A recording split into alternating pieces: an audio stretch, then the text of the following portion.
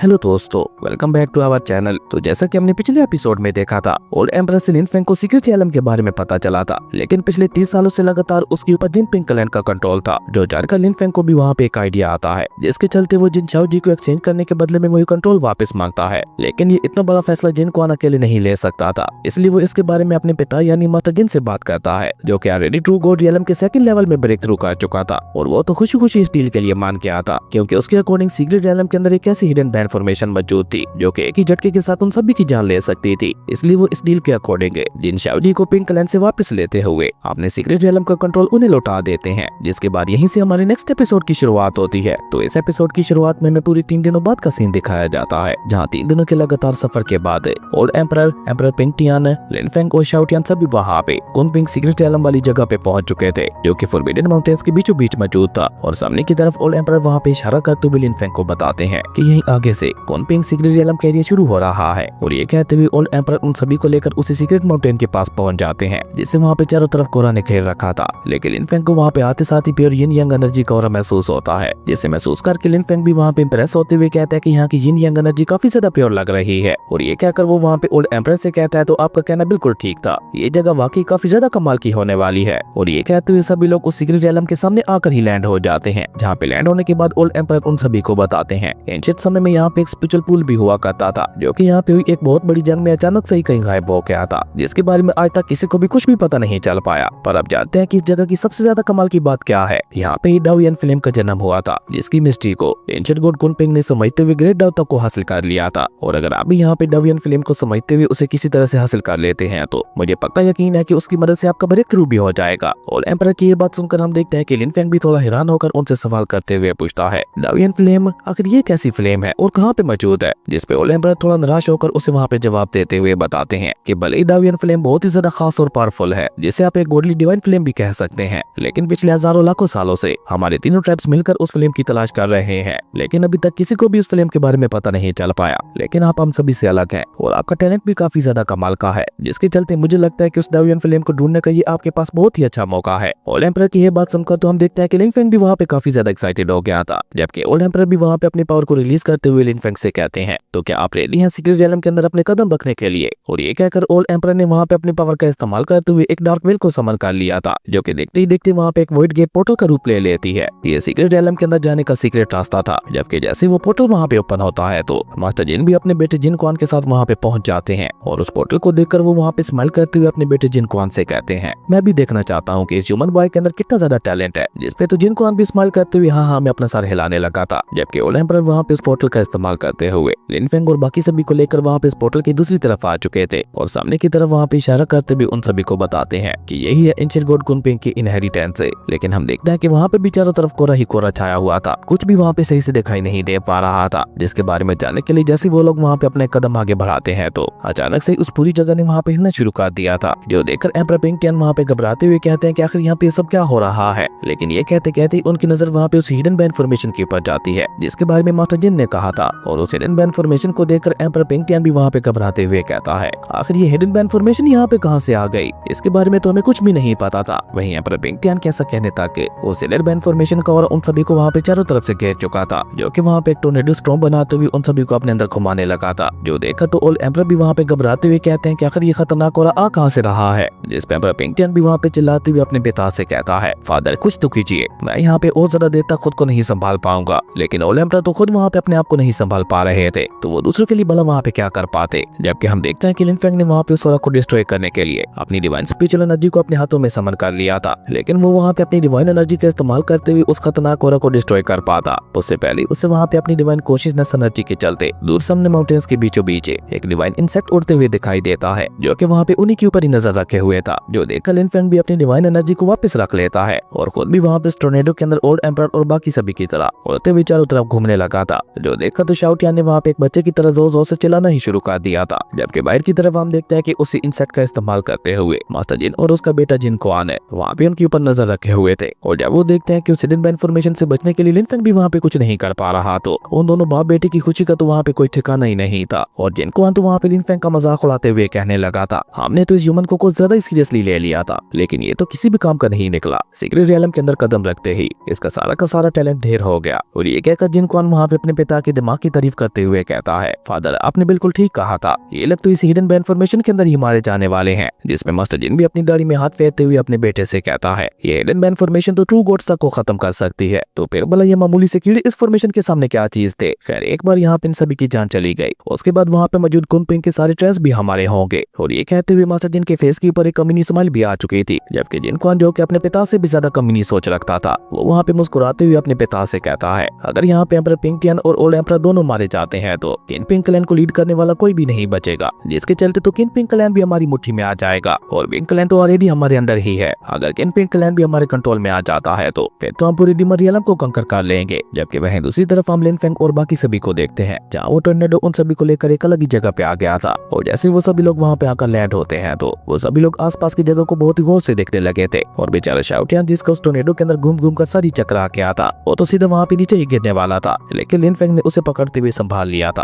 और जब वो लोग अपने चारों तरफ देखते हैं तो उन्हें ये जगह वहाँ पे एक बैटल अरीना की तरह लग रही थी, लेकिन उस जगह को भी वहाँ पे कोरा ने घेर रखा था, जो देखकर ओल्ड एम्परर वहाँ पे सीरियस होते हुए उन सभी से कहते हैं, जहाँ तक मुझे याद है और जितना मैंने सीक्रेट रियलम के बारे में सुना था उसके मुताबिक तो यहाँ पे कोई भी हिडन बैन फॉर्मेशन मौजूद नहीं थी। जो सुनकर शाओटियान की माँ गुस्से से वहाँ पे चिल्लाते हुए कहती है, ये जरूर से जिन पिंक क्लैन का ही काम होगा। लेकिन अभी वो वहाँ पे गुस्सा करते हुए ये सब कह ही रही थी कि तभी शाओटियान की नजर वहाँ पे सामने की तरफ पड़ी स्केलेटन की हड्डियों के ऊपर जाती है, जिन्हें देखकर शाओटियान वहाँ पे सभी को उस तरफ इशारा करते हुए कहता है, ये जगह तो मुझे बहुत ज्यादा खतरनाक दिखाई दे रही है। जिस पे लिन फेंग भी उस जगह को बहुत ही गौर से देखकर अंदाजा लगाते हुए कहता है, जहाँ तक मेरा अंदाजा है जरूर से ये जगह एंशिएंट गॉड कुनपिंग की कल्टीवेशन वाली जगह होगी। लेकिन उसी के साथ साथ ये जगह दिखने में जितनी ज्यादा सिंपल दिखाई दे रही है, असल में उतनी ज्यादा सिंपल भी नहीं होने वाली। आप सभी लोग सावधान रहना, क्योंकि यहाँ पे कहीं से भी हमारे ऊपर खतरा आ सकता है। लेकिन अभी लिन फेंग वहाँ पे ये सब कह ही रहा था कि तभी हम देखते हैं कि अचानक से वहाँ पे उनके चारों तरफ मौजूद सारे टावर्स एक साथ ही वहाँ पे एक्टिवेट हो गए थे, जो कि उस हिडन बैन फॉर्मेशन का ही हिस्सा थे। और ऊपर से उस हिडन बैन फॉर्मेशन ने भी एक्टिवेट होते हुए दोबारा वहाँ पे इन सभी के ऊपर हमला करना शुरू कर दिया था। और अपनी तरफ आते हुए उसका खतरनाक अटैक को देखकर ही ओल्ड एम्परर वहाँ पे घबराते हुए कहते हैं, इस फॉर्मेशन की पावर मुझे काफी ज्यादा मिस्टीरियस और पावरफुल लग रही है, मुझे नहीं लगता हम लोग ज्यादा देर तक यहाँ पे इसका मुकाबला कर पाएंगे। और ये कहकर ओल्ड एम्परर ने वहाँ पे इस अटैक का मुकाबला करने के लिए अपनी एक सील का इस्तेमाल करते हुए अपनी चारों तरफ एक प्रोटेक्टिव बैरियर लगा लिया था, जिसके साथ टकराते ही भली उस हिडन बैन फॉर्मेशन का वो अटैक वहीं पे डिस्ट्रॉय हो गया था। पर उसी के साथ साथ ओल्ड एम्परर का वो प्रोटेक्टिव बैरियर भी वहाँ पे डिस्ट्रॉय हो गया था, जिसके चलते तो हम देखते हैं कि ओल्ड एम्परर की हालत भी वहाँ पे थोड़ा खराब हो चुकी थी और वो कह सकते भी वहाँ पे थोड़ा पीछे चले गए थे। लेकिन ये तो हिडन बैन फॉर्मेशन का पहला अटैक था।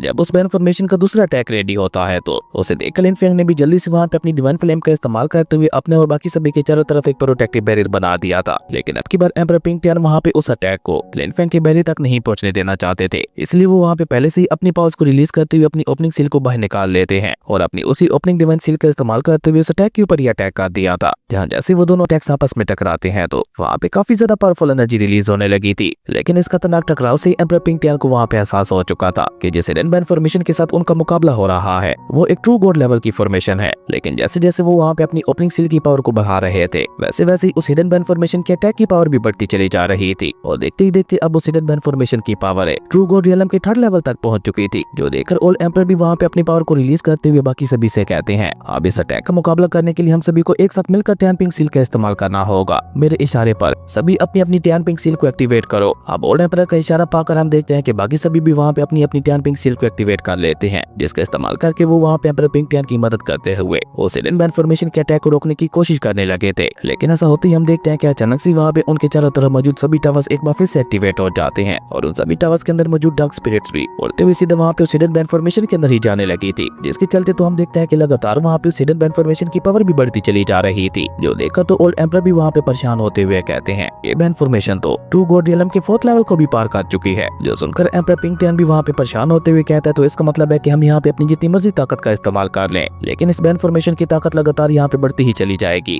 यानी क्या यहाँ पे हम सभी लोगों का अंत होने वाला है। एम्परर पिंक टियान की ये बात सुनकर तो हम देखते हैं कि बाकी सभी ने वहाँ पे अपनी बची कुछ हुई पावर को भी उसी ओपनिंग सील की स्पिरिट के अंदर ही डालना शुरू कर दिया था, जो कि अभी तक भी किसी तरह से वहाँ पे उस हिडन बैन फॉर्मेशन के अटैक को रोके हुए थी। इसी बीच हम देखते हैं कि मास्टर जिन के भेजे हुए इंसेक्ट्स भी वहाँ पे पहुंच जाते हैं, जिसके चलते मास्टर जिन और उसके बेटे जिन क्वान को वहाँ पे सीक्रेट रियलम का सारा नजारा दिखाई दे रहा था। और उन लोगों को वहाँ पे इस तरह से हिडन बैन फॉर्मेशन का मुकाबला करते हुए देखकर मास्टर जिन वहाँ पे एक कमीनी स्माइल करते हुए कहता है, प्रीवियस एरा के अंदर एक ट्रू गॉड रियलम के 6th लेवल का कल्टीवेटर भी हिडन बैन फॉर्मेशन का मुकाबला नहीं कर पाया था और वो सीधा इस ग्रेट फॉर्मेशन के अटैक से मारा गया था। तो फिर भला ये मामूली से कीड़े इस बैन फॉर्मेशन के सामने क्या ही कर लेंगे। ये सभी लोग मिलकर बस यहाँ पे अपना टाइम ही जाया कर रहे हैं। और ये कहकर मास्टर जिन वहाँ पे चिल्लाते हुए कहता है, चलो चलो अब जल्दी से अपनी मौत को एक्सेप्ट कर लो। अब यहाँ पे तुम लोगों के पास जिंदा बचने का कोई भी रास्ता नहीं बचा। जबकि सीक्रेट रियलम के अंदर हम देखते हैं कि धीरे धीरे अब एम्परर पिंकटियन की ओपनिंग सील भी कमजोर पड़ने लगी थी, जो देखकर एम्परर पिंकटियन वहाँ पे चिल्लाते हुए अपने बाकी सभी साथियों से कहता है, मैं और ज्यादा देर तक यहाँ पे इस अटैक को नहीं रोक पाऊंगा, क्योंकि बहुत ही जल्द मेरी ये डिवाइन ओपनिंग सील एक्सप्लोड हो जाने वाली है। और अभी एम्परर पिंकटियन वहाँ पे ये सब कह ही रहा था कि तभी हम देखते हैं कि वो वहाँ पे उस अटैक के प्रेशर की वजह से उड़ते हुए पीछे की तरफ गिरने लगा था, जहाँ उसके गिरते ही हम देखते हैं कि उसकी ओपनिंग सील भी वहाँ पे एक झटके के साथ चकनाचूर हो जाती है और उस हिडन इन्फॉर्मेशन का अटैक सीधा वहाँ पे उनके ऊपर हमला करने के लिए आगे बढ़ चुका था, जिसके अंदर सभी लोगों को अपनी मौत दिखाई दे रही थी। लेकिन अभी उनका सेवियर वहाँ पे जिंदा था, जो कि जल्दी से वहाँ पे उन सभी की जान बचाने के लिए उन सभी के सामने आके खड़ा हो गया था, जो कि वहाँ पे अपनी ग्रेट स्ट्रीम डिवोरिंग टेक्निक का इस्तेमाल करते हुए उस इन्फॉर्मेशन की एनर्जी के साथ साथ उन सभी स्पिरिट्स की एनर्जी को भी डिवोर करने लगा था। और जैसे जैसे वो एनर्जी वहाँ पे लिन फेंग की बॉडी के अंदर जा रही थी, उसे सीधा वहाँ पे थंडर ड्रैगन ऑब्जर्व करता जा रहा था, जिसे ऑब्जर्व करके वो वहाँ पे एक्साइटेड होते हुए लिन फेंग को बताता है इन दोनों ही पावर्स का ओरिजिन बहुत ही ज्यादा कमाल का और स्ट्रॉन्ग दिखाई दे रहा है, जो कि मेरी जेड प्लेट ऑफ क्रिएशन के लिए किसी ग्रेट सप्लीमेंट की तरह है। थंडर ड्रैगन की ये बात सुनकर हम देखते हैं कि लिन फेंग भी वहाँ पे स्माइल करते हुए उनसे कहता है कि अगर ऐसी बात है तो आप चिंता मत कीजिए, मैं आपके लिए एक साथ काफी सारा खाना इकट्ठा करने वाला हूँ। और ये कहकर लिन फेंग ने वहाँ पे अपनी डिवोरिंग टेक्निक की पावर को बढ़ाते हुए एक साथ ही वहाँ पे सारी एनर्जी को कंज्यूम कर लिया था, जो देखकर तो वो सभी डार्क स्पिरिट वहाँ पे बहुत ही ज्यादा गुस्सा हो चुकी थी। उन्होंने जल्दी से आगे बढ़कर लिन फेंग को वहाँ पे चारों तरफ से घेरते हुए उसके ऊपर हमला करना भी शुरू कर दिया था। इवन कुछ स्पिरिट्स ने तो वहाँ पे खुद को एक्सप्लोर करते हुए उसी की एनर्जी का इस्तेमाल करते हुए लिन फेंग के ऊपर हमला करना शुरू कर दिया था, जिन्हें डॉज करते हुए लिन फेंग भी वहाँ पे बहुत ही तेजी के साथ भागने लगा था। और इस भागदौड़ में एक अटैक आकर मास्टर जिन के उन बीटल पपेट्स को भी लग गया था, जिसके चलते वो वहीं पे मारा गया था, जो देखकर तो जिन कौन वहाँ पे खुश होकर कभी स्माइल करते हुए कहने लगा था, क्या बाकी हमारा बीटल पपेट डिस्ट्रॉय हो चुका है, इसका तो मतलब है कि वो लोग भी वहाँ पे बहुत जल्द मरने वाले होंगे। जिसमें मास्टर जिन भी वहाँ पे कभी स्माइल करते हुए अपने बेटे जिन कौन से कहता है, चिंता मत करो, उनमें से कोई भी जिंदा नहीं बचने वाला, क्योंकि अभी तक भी उस हिडन इन्फॉर्मेशन का अल्टीमेट अटैक बाकी है, जिससे तो आज तक कोई भी जिंदा नहीं बच पाया। उस अल्टीमेट अटैक के चलते उन सभी लोगों का वहीं पे खात्मा होने वाला है। वहीं अंदर की तरफ हम देखते हैं कि लिन फेंग भी वहाँ पे उन सभी हमलों का मुकाबला करने के लिए पूरी तरह से रेडी हो चुका था। सबसे पहले तो वो वहाँ पे अपनी डिवाइन फ्लेम एनर्जी का इस्तेमाल करते हुए एक ही झटके में उन सभी हमलों को डिस्ट्रॉय करता है, जो कि वहाँ पे उसके ऊपर हमला करने के लिए उसके पीछे पड़े हुए थे। उन्हें डिस्ट्रॉय करने के बाद अब वहाँ पे बारी थी बाकी बची हुई स्पिरिट्स की, जो कि लगातार वहाँ पे लिन फेंग के ऊपर हमले किए ही जा रही थी। जो देखकर तो सबसे पहले लिन फेंग वहाँ पे अपनी डिवाइन परफेक्ट बॉडी को एक्टिवेट करता है और उसे एक्टिवेट करने के बाद अपनी the great flame fist technique का इस्तेमाल करते हुए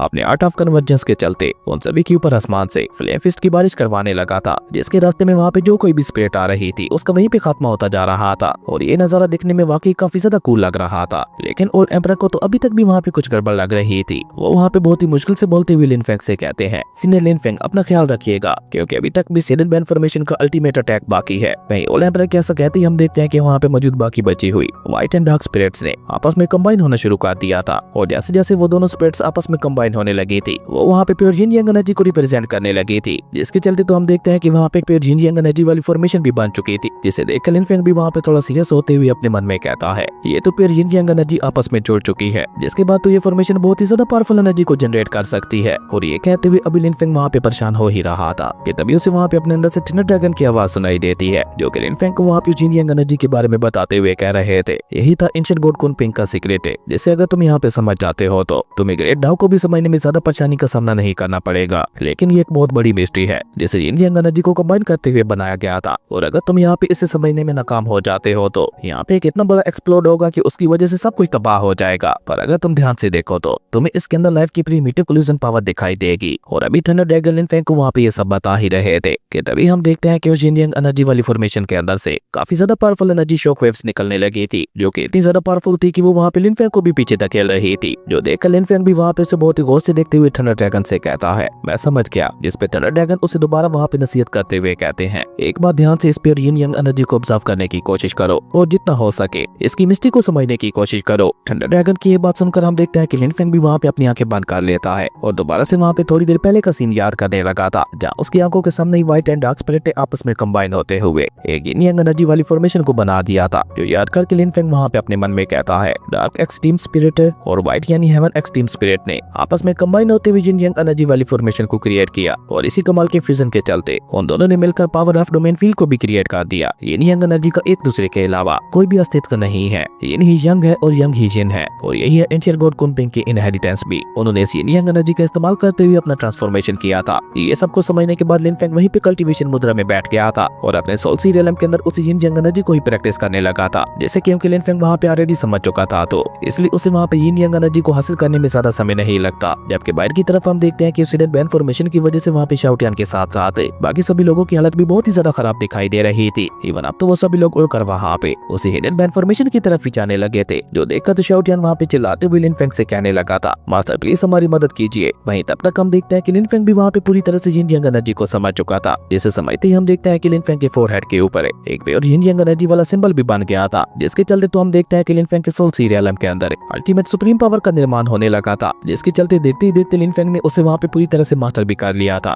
जिसे समझते लिन फेंग वहाँ पे अपनी आंखें खोलते हुए खुश होकर कहता है, मैं समझ गया। और ये कहकर वो वहाँ पे अपनी प्योर यिन यांग एनर्जी को अपने हाथों में कंबाइन करते हुए उस हिडन बैन फॉर्मेशन को देखते हुए कहता है कि अब तुम्हारा खेल खत्म हुआ। और ये कहकर लिन फेंग ने वहाँ पे अपनी प्योर यिन यांग एनर्जी का इस्तेमाल करते हुए एक पाम हैंड को क्रिएट कर दिया था, जो कि वहाँ पे उसी डार्क और व्हाइट स्पिरिट को पकड़ने के लिए आगे बढ़ चुका था। लेकिन ओल्ड एम्परर को तो अभी तक भी वहाँ पे यही लग रहा था कि लिन फेंग वहाँ पे उस हिडन बैन फॉर्मेशन का मुकाबला नहीं कर पाएगा, क्योंकि उसकी एनर्जी ट्रू गॉड रियलम के 7th लेवल को भी पार कर चुकी थी। पर अब क्योंकि लिन फेंग प्योर यिन यांग एनर्जी की फ्यूजन को मास्टर कर चुका था, तो इसलिए हम देखते हैं कि उसने वहाँ पे अपने पाम हैंड का इस्तेमाल करते हुए बहुत ही आसानी के साथ एक्सट्रीम डार्क स्पिरिट को पकड़ लिया था, जो देखकर तो थंडर ड्रैगन वहाँ पे जोर जोर से हंसते हुए लिन फेंग की तारीफ करते हुए कहने लगा था, बहुत अच्छे, तुमने तो कमाल ही कर दिया। और थंडर ड्रैगन कैसा कहते ही हम देखते हैं कि जेट प्लेट ऑफ क्रिएशन बाहर आ जाती है, जो कि वहाँ पे उसी एक्सट्रीम डार्क स्पिरिट के ऊपर आते हुए उसकी सारी की सारी एनर्जी को ऑब्जर्व करने लगी थी, जो देखकर लिन फेंग वहाँ पे चिल्लाती हुई थंडर ड्रैगन से कहते हैं कि नहीं रुको, कुछ एनर्जी मेरे लिए भी बाकी छोड़ देना। लेकिन लिन फेंग के ऐसा कहने तक वहाँ पे बहुत ज्यादा देर हो चुकी थी, क्योंकि हम देखते हैं कि उस जेट प्लेट ऑफ क्रिएशन ने वहाँ पे एक ही झटके के साथ